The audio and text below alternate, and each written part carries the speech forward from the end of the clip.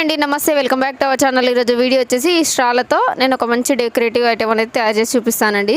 ఇక్కడ వచ్చేసారా నేను ఒక కార్డ్బోర్డ్ తీసుకున్నాను. నేను ఒక క్యాప్ తీసుకొని దానిపైన వీడియోలో చూపించినట్టుగా పెట్టి ఒక 3 సర్కిల్స్ గీసుకోవాలన్నమాట.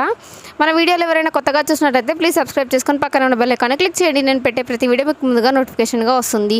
ఈ విధంగా సర్కిల్ గీసుకున్నవన్నీ కట్ చేసేసుకోవాలి నీట్గా 3. ఇలాంటి మరిన్ని వీడియోస్ అన్నీ మన ఛానల్లో ఉన్నాయండి. చూడని వాళ్ళు ఉంటే ఎవరైనా వెళ్ళి చూడండి. ఇలా 3 సర్కిల్స్ అనేటివి కట్ చేసేసి పెట్టేసుకోవాలన్నమాట. మన ఇష్టం అనమాట సైజ్ అనేది. నేనైతే చిన్న సైజు తీసుకున్నాను. ఇలా 3 సర్కిల్స్ గీసేసుకొని దానిపైన ఫెవికాల్ అప్లై చేసి వీడియోలో చూపించినట్టుగా ఇంకొక కార్డ్బోర్డ్ని దానిపైన స్టిక్ చేసేసుకుంటున్నాను. ఇంకొకటి మాత్రం అలాగే ఉంచేసేయాలి. ఇలా 2 మాత్రం స్టిక్ చేసుకున్న తర్వాత వీడియోలో చూపించినట్టుగా ఎడ్జెస్ కన్నిటికి డాట్స్ పెట్టేసుకుంటున్నాను అనమాట. సర్కిల్లో 2 సర్కిల్స్లో వచ్చేస్తాయి. ఇలా డాట్స్ పెట్టుకున్నవన్నిటిని వీడియోలో చూపించినట్టుగా హోల్స్ చేసేసుకోవాలి. ఇలా మొత్తం సర్కిల్స్ పెట్టేసిన తర్వాత ఈ విధంగా వస్తుందండి. తర్వాత నెక్స్ట్ వచ్చేసి ఇక్కడ స్ట్రాస్ తీసుకుంటున్నాను. ఈ స్ట్రాస్ వచ్చేసి నేను ఒక్కొక్క 5 ఇంచెస్ వరకు వీడియోలో చూపించినట్టుగా మార్క్ చేసేసుకోవాలి. ఇలా సేమ్ కలర్ తీసుకుంటున్నాను అనమాట. ఇలా 5 ఇంచ్కి మార్క్ చేసుకున్న వాటన్నిటిని కట్ చేసేసుకోవాలి.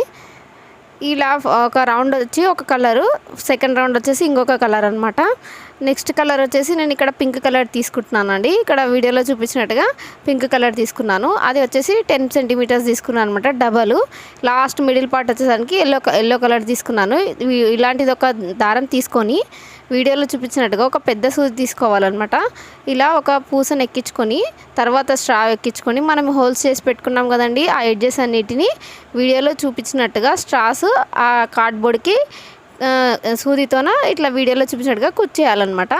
ఒక రౌండ్ మొత్తం ఒక కలర్ సేమ్ కలర్ స్ట్రాలు తీసుకున్నాను.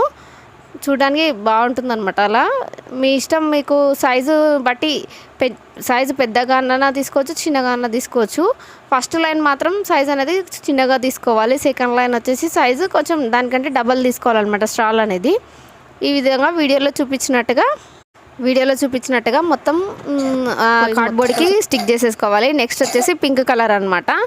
సెకండ్ లైన్ వచ్చేసి పింక్ కలర్. నేను డబల్ మెజర్మెంట్స్ తీసుకున్నాను. అది ఫస్ట్ది 5 సెంటీమీటర్స్ తీసుకుంటే 10 సెంటీమీటర్స్ తీసుకున్నాను. ఈ విధంగా మిగతాది కూడా సేమ్ అలాగే కార్డ్బోర్డ్కి స్టిక్ చేసేసుకోవాలి. మిడిల్ పార్ట్ వచ్చేసి ఎల్లో కలర్ స్ట్రా అనమాట, పెద్దది అనమాట. చూడండి వీడియోలో చూపించినట్టుగా దాన్ని కూడా సేమ్ లాస్ట్కి ఒక పూస పెట్టేసి వీడియోలో చూపించినట్టుగా ఆ కార్డ్బోర్డ్కి పైన దారాన్ని ఎక్స్ట్రా ఉన్నది కట్ చేసి 3 వేసేసుకోవాలి.